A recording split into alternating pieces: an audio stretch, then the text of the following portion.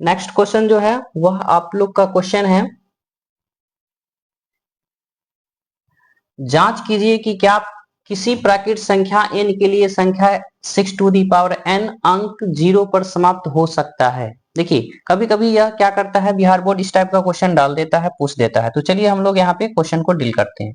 यहाँ पे क्वेश्चन कह रहा है जांच करना है कि किसी भी नेचुरल नंबर n के लिए, नेचुरल नंबर n के लिए संख्या 6 टू दी पावर n का अंक जो होगा 0 पर समाप्त होगा कि नहीं होगा। इसमें क्वेश्चन में समझने वाली बात है, जो समझिए ध्यान से क्या कहता है।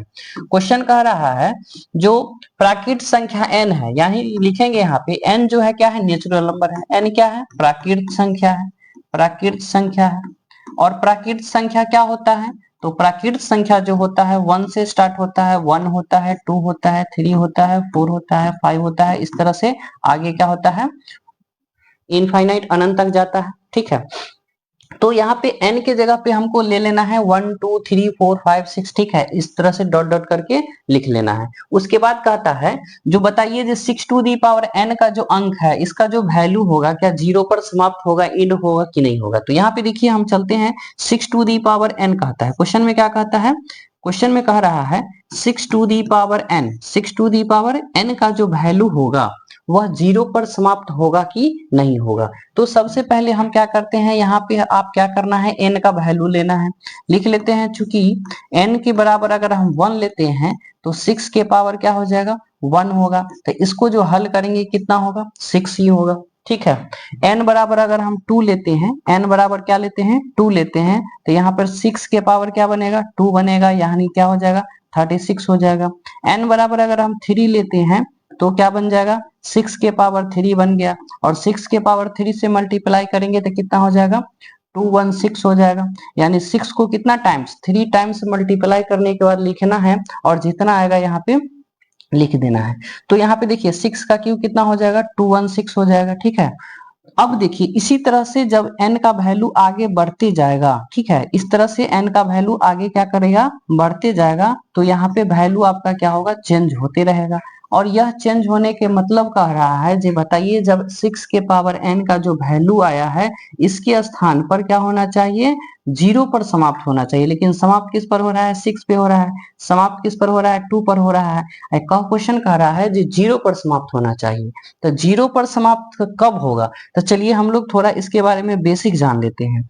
बेसिक क्या है, तो देखिए किसी भी संख्या के पावर अगर 0 होता है, किसी भी संख्या के अंत में अगर 0 होता है, ठीक है, किसी भी संख्या के अंत में अगर 0 होता है तो क्या होता है, जो उस संख्या के अंत में समाप्त 0 पर तो हुआ है, लेकिन देखते हैं कब समाप्त होता है। तो जब इस संख्या के जब हम फैक्टर तोड़ते हैं, फैक्टर तोड़ते हैं तो उस फैक्टर का जो हम देखते हैं उसमें कौन संख्या अवेलेबल है।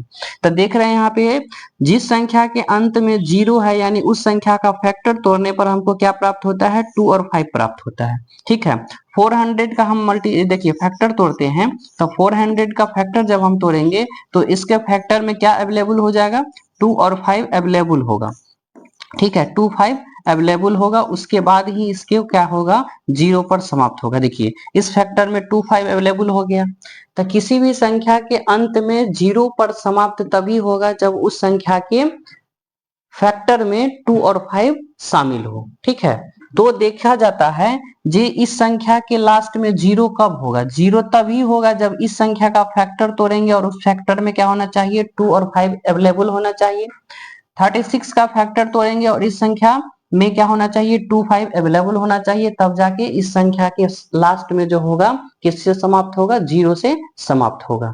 तो यहाँ पे हम देख सकते हैं, कह रहा है 0 पर समाप्त हो सकता है, जांच करके बताइए। तो क्या अभी हम देख लिए हैं 0 पर समाप्त तब होगा जब उसके गुणनखंड में क्या हो, 2 और 5 होगा। तो यहाँ पे हम क्या करेंगे, यहाँ पे लैंग्वेज में थोड़ा लिखना पड़ेगा, जो यहाँ पे लिखेंगे 6 टू दी पावर n के लिए संख्या 6 के पावर n अंक 0 पर समाप्त होगा यदि उसके गुणनखंड में गुणनखंड में 2 और 5 संख्या शामिल हो, 2 या 5 अंक शामिल हो, अंक शामिल हो, ये आपको क्या होगा, तब जाके यह आंसर कहलाएगा। तो जब भी इस टाइप का क्वेश्चन आएगा तो उसमें इस तरह से थोड़ा लैंग्वेज लिखना पड़ेगा, जो किसी भी संख्या के लास्ट में जीरो कब आएगा, जब उसके गुणनखंड में 2 और 5 शामिल होगा, तब जाके वह संख्या क्या होगा, जीरो पर समाप्त होगा। तो आई होप आप लोग को यह समझ में आ गया होगा। ठीक है, अगर